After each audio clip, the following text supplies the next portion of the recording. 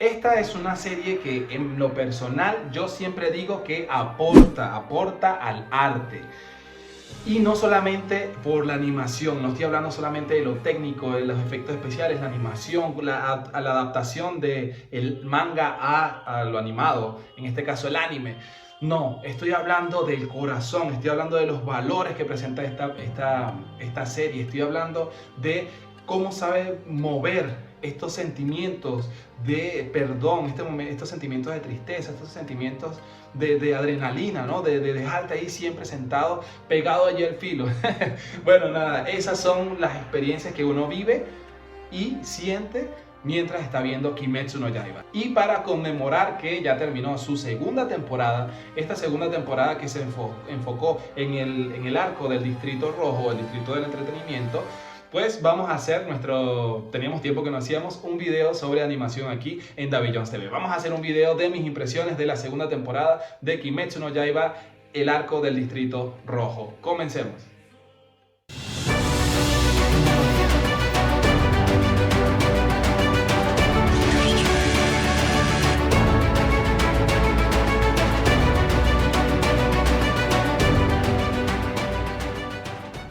Y como ya sabemos, yo le voy a decir la casa de animación Ufotable. Yo le voy a decir Ufotable. Como ya sabemos, se lució en la primera temporada con esos 26 episodios espectaculares, bellos, introduciéndonos a una serie. No quiero aquí alardear, pero yo fui de las personas, bueno, no sé si fui de las personas, pero yo empecé leyendo Kimetsu no Yaiba en el manga desde hace mucho tiempo, cuando creo que había salido el quinto episodio, el quinto capítulo del manga en Japón. Ya yo estaba empezando a leer el primero. Me quedé enganchado, le di un tiempo para que avanzara el manga, porque yo soy de esos de comer manga así rápido y leer todo. Y cuando me enteré que iba a estrenarse, creo que fue en el 2018, sí, 2018 creo, el anime, pues nada, yo me tenía sentado, estaba al día con el manga, estaba sentado allí y tal, y bueno, fue espectacular. Luego vino la película, y de la primera temporada, pues lo que rescato es, y al igual que el manga, es esto, ¿no? El corazón, como comenté en el inicio del video, el corazón es un shonen no muy normal, que se diga. No todos los shonen se enfocan en esto, y creo que la historia da para ello. La época en la que está también ambientada da para ello, para rescatar ese tipo de valores familiares, ese tipo de tramas, ¿no? Kimetsu no Yaiba no es un anime, no es un shonen en donde me voy a volver fuerte porque quiero ser el mejor, porque quiero que el mundo me reconozca, porque quiero superar a todos aquellos que sean más fuertes que yo. No, Kimetsu no Yaiba es una historia familiar y de tragedia, es un drama, pero con peleas épicas y con todo épico y con una historia que te hace llorar y te hace sentar y decirte ¿por qué el mundo es tan malo? Kimetsu no Yaiba es una historia de dos hermanos, de amor fraternal. Es una historia de redescubrir el por qué la humanidad se porta mal, cuál es el valor de la vida, de las personas.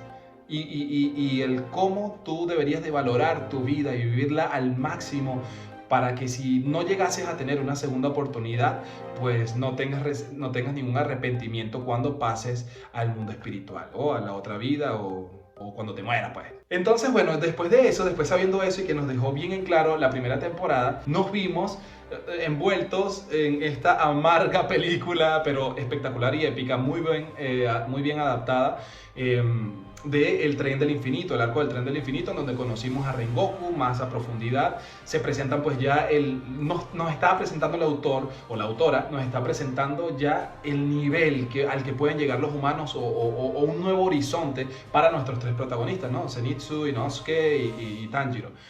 Y claro, te lo presenta al principio y tú quedas como que wow, ya se nos habían presentado los Hashira o los pilares, y que todos eran muy fuertes, son el top de los top, la crème de los cazadores, pero nunca lo habíamos conocido hasta que llegamos con Rengoku. Y con Rengoku pues se nos presenta a Rengoku como uno del ideal al que puede llegar a ser Tanjiro o Inosuke o los más pequeños de los cazadores, con esos ideales y con esa flama por dentro de la juventud y de la vida, ¿no? Y de todos los valores buenos que te puedas imaginar. Pero al mismo tiempo se nos presentó el top de lo más malo, Y estamos hablando de Akasa, el demonio que creo está en el tercer puesto del rango de las 12 lunas demoníacas, de las lunas demoníacas, sí, de las lunas superiores, de las más fuertes. Él prácticamente es un representante, él es el chico que hace los mandados de Musan, de Michael Jackson japonés.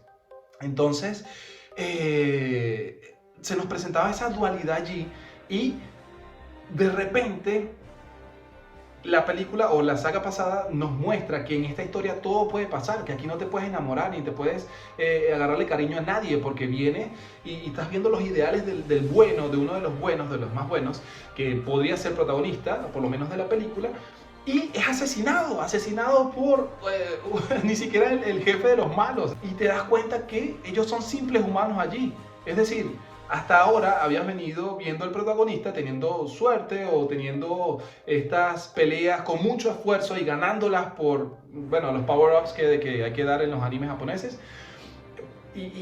Hasta que llegas a este momento y este momento te das cuenta que no, el mundo es mucho más amplio, los niveles de poder se fueron hasta allá arriba y si no entrenas y si no aprendes a hacer o a llegar al nivel de los Hashira, de los pilares, mueres.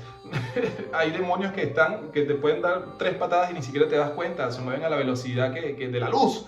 Y entonces eso, por lo menos en mi caso, me dejó así como que, ok, un momento. Cuando leí el manga, claro está, uno cuando lee el manga y después lo ves en el anime, en mi caso, por ejemplo, me emociono más por revisitar y cómo lo están haciendo, y a veces el anime agrega otras cosas originales, ¿no? Que no se pueden ver quizás en el manga. Entonces ese es como mi disfrute. Pero con esta serie es una de las pocas series en donde el anime muchas veces lo hace mejor en los aspectos técnicos, ¿no? que el manga. Y entonces, claro, ese festín épico, visual, audiovisual que te presenta, por lo menos te presentaron en el arco pasado con la película del Tren del Infinito, pues te dejó así como que, ok. Entonces viene ahora el arco siguiente en donde nuestros protagonistas, a raíz de la muerte de uno de sus ídolos, ellos empiezan a crecer, van a empezar a tener un crecimiento muy acelerado, porque en esta serie no hay tiempo para nada, como digo.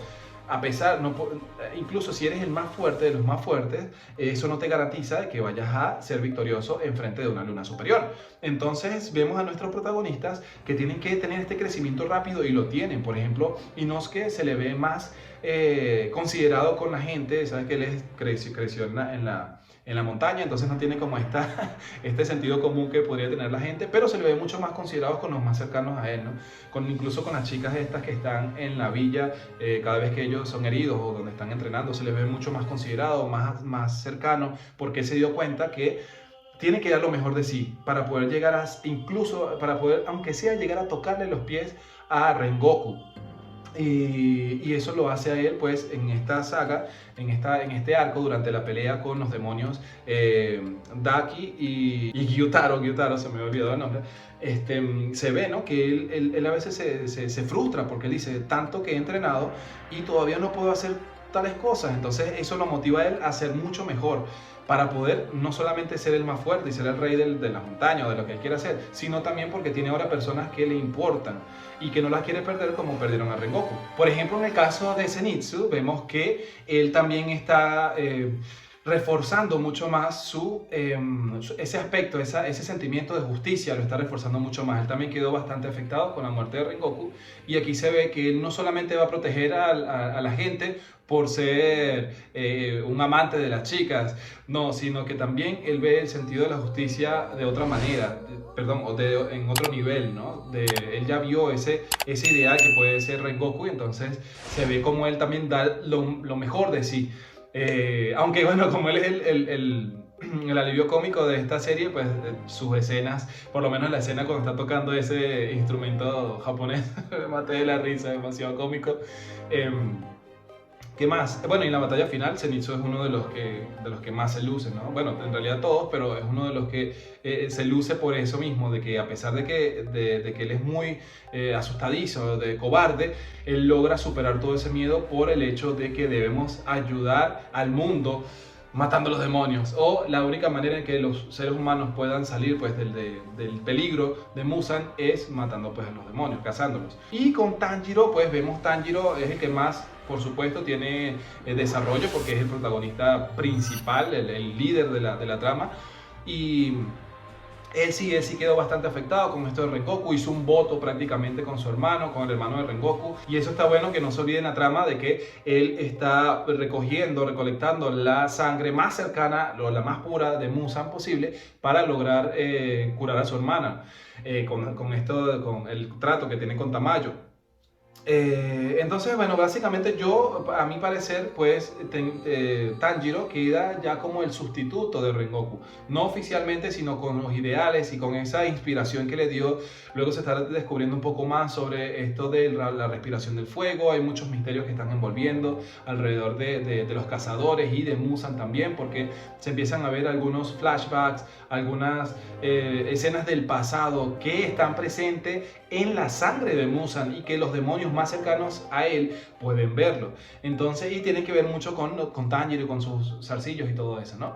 Entonces eso allí está bien interesante. Tanjiro crece mucho más, él siempre va a ser el mismo chico que no se rinde, el que siempre va a estar pensando en su hermana, el que va a darlo todo para poder ayudar a los demás, que no quiere que mucha gente muera, Él siempre va a ser lo mismo, pero el crecimiento de Tanjiro en esta temporada me gustó, de que ha asumido ya un ideal, ha asumido esa voluntad de Rengoku, la asumió como propia, porque se dio cuenta que el ser así puede no solamente traer alegría a su persona o a los demás, sino que honra la memoria de aquellos que ya no están.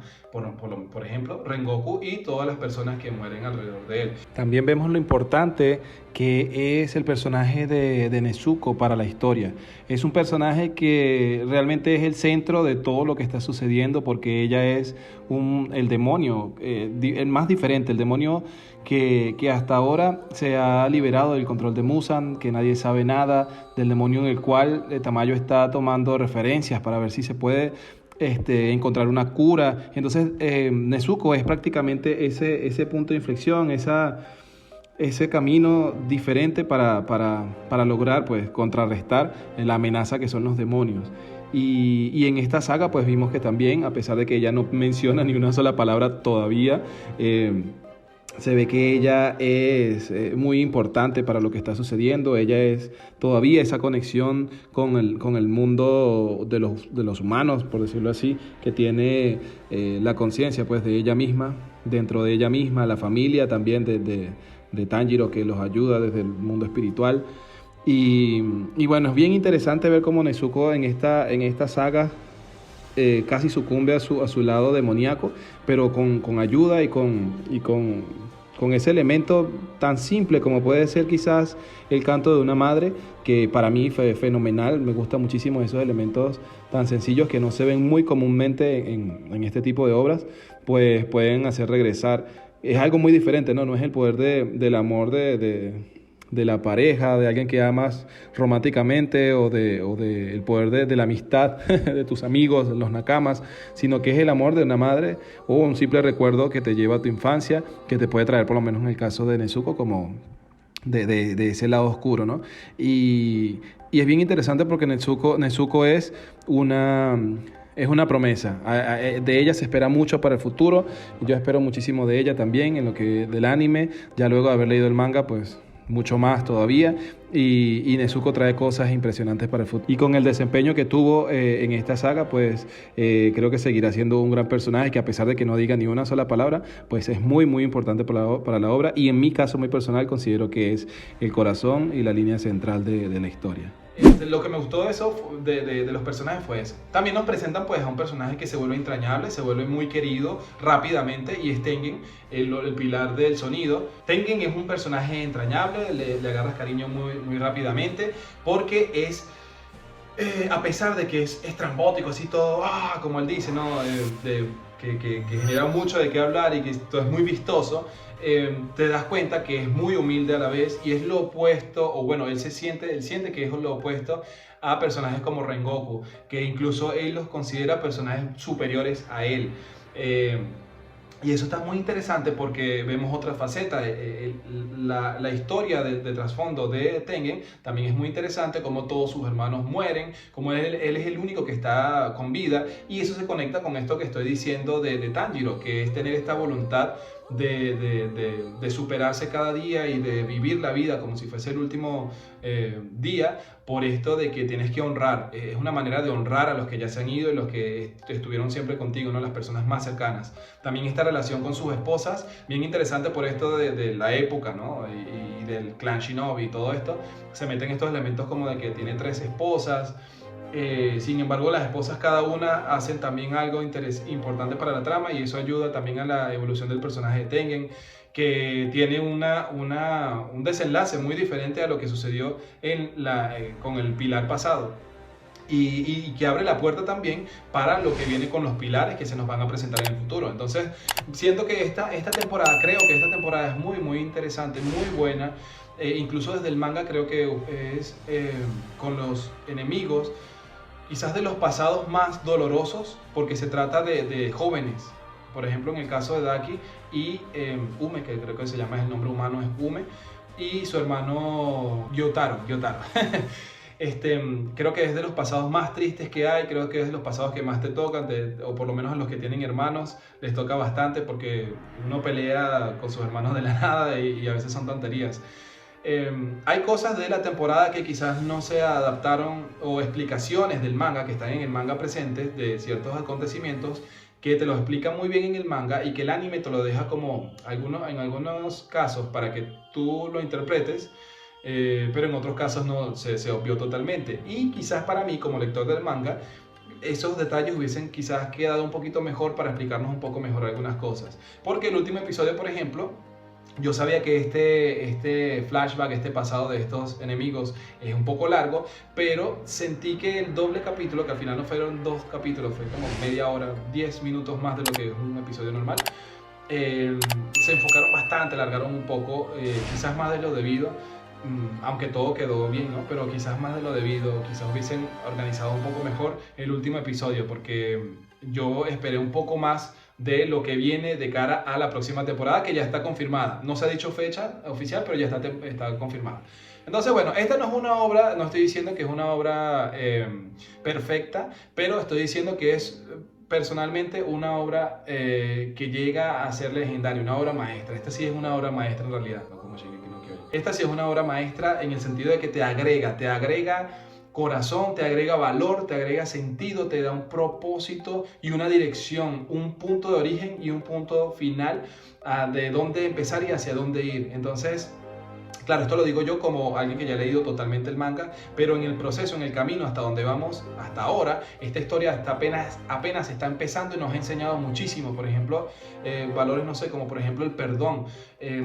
Cuando Tanjiro, el valor de la humildad, el valor de tener empatía, de ser piadoso, ¿no? Estos valores que siempre Tanjiro está teniendo, por ejemplo, cuando ve a los demonios al final que se están deshaciendo, él se preocupa porque ellos, a pesar de que no los perdona y está diciendo que es muy difícil perdonar sus pecados y todo lo que han hecho, él le gustaría que por lo menos ellos se hubiesen reconciliado.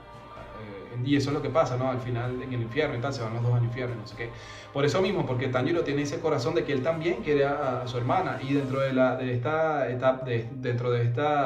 saga, de este arco, se ve que él piensa que son muy similares la situación que hubo con los enemigos, con los demonios, y con él y su hermana. Lo único que cambiaron fueron estas circunstancias que no lo convirtieron a él en demonio, ¿sí? Sino que fue diferente, ¿no?, a lo que pasó con Daki y con su hermano Gyutaro.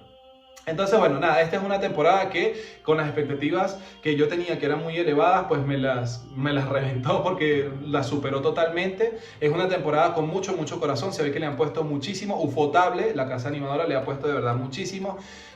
Ha habido una buena adaptación del manga con sus toques, por como dije, ¿no?, que me hubiese gustado algunos detalles que hubiesen agregado, pero con los que agregaron y con los que obviaron, creo que fue redonda esta temporada. Y me gusta lo que viene, lo quiero ver animado. Lo que viene, ya se ha confirmado que la saga que viene va a ser la saga de la villa de los forjadores de espadas.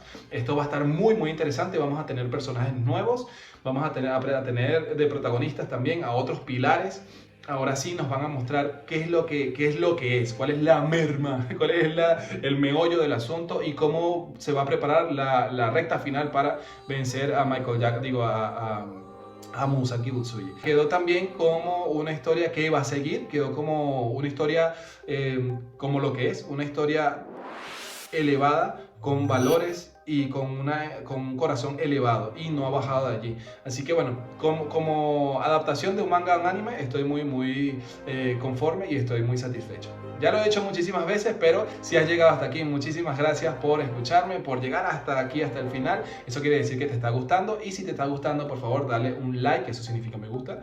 Y si no estás suscrito por casualidad del destino y porque, no sé, apenas acabas de llegar, pues suscríbete por allá abajo con la campanita para que YouTube te avise cada vez que David Jones sube contenido. Bueno, muchísimas gracias por allí, revísense las redes que están allá abajo y también la descripción, que hay muchísimo contenido, muchísimas noticias actuales sobre todo lo que es el cine y series y lo que está en boca de todos. Bueno, muchísimas gracias, yo me despido con un beso y nos vemos en la próxima. Chao, chao.